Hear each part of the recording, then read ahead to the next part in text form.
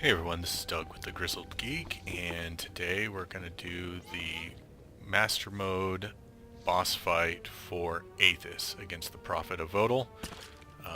It's a pretty cool fight. It's one of the, I think it's one of the better fights for having to, actually know what you're doing and work with various mechanics. Everyone has something that they need to focus on or remember how to do. For the DPS, that may only be dodging the flames that come after the prophet disappears. But let's go ahead and discuss the various aspects you're going to run into. You're going to get when you start the fight, you'll fight the prophet of Vodal until he gets down to about apparently almost 75%. Then he'll disappear. During that time, you may have noticed he hit people with a crushing darkness type attack that will quickly lower them below 50% health. So the healer needs to be paying attention and removing that effect right away from him. Then when the prophet goes stealth, he summons these living fires, and whoever gets targeted by those has to dodge them for the duration that they're there. It's, I think, about 15 seconds. I'm not positive on the exact time. Unfortunately, the group I'm with didn't do a great job of managing that. But okay, so the tank needs to do a little better job than she's doing right now of managing where you take the prophet, because he will drop these little shadow things you can see on there. Oh, I just got hit by that. By the crushing darkness attack. I don't think it's crushing darkness, but it's something like that. Okay, see that effect that just hit me? That means I'm the next person targeted by the living fire, so I need to dodge them. Now, like I like to do is wait in the middle until they all get close, and now this works specifically for me. I run through them with my hightail it, and then lead them back and around here, just away from the groups. The group doesn't have to worry about managing it. It gets them well out of the way. And then once I've got them lured up here, then I go rejoin the fight. Okay. Alright, so here we go. Oh, I got hit by the crushing darkness again. Again, I don't think that's what it's called, but it goes away so fast that I'm not really getting a chance to see what it is, so I may have to look that up and put it in the description for you guys. Really what the tank should be doing is sticking to this back wall here so that these little shadow discs that are dropped down all stay in a nice line so that you don't have to worry about dodging them. So usually they'll do it along the edge here so that this middle section stays clear. After a while they wear out, but they stay for a good amount of time, so you want to manage that a little better than our girl here is.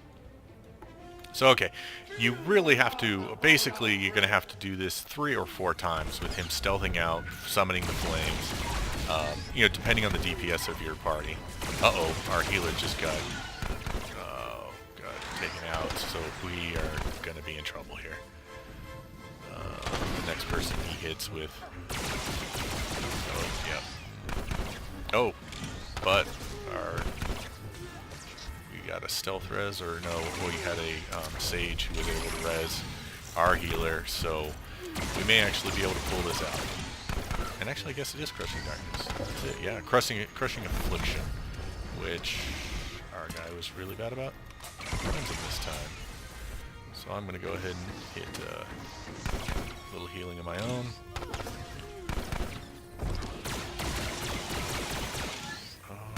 So this was a messy one, but we got through it. That was definitely not the best run through I've seen of this. But it's master modes aren't quite as hard as they used to be, and we have a nicely equipped party. I think everybody's in the 120 plus thousand. Oh, except for our sage. Looks like they were kind of a little on the weak side. That might be why they died so quickly.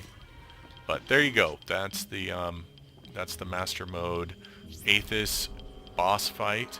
So just to recap, the prophet will hit you with some crushing afflictions. He'll drop some little circles that do area of effect damage that you have to avoid and that the tank needs to manage. The healer needs to manage the crushing affliction by cleansing those, or they will kill party members if they've lost any health. So it's something to really be paying attention to. He will then stealth out, summon some living fire that will kill you if you stay in contact with them. So you really need to kind of run away from them.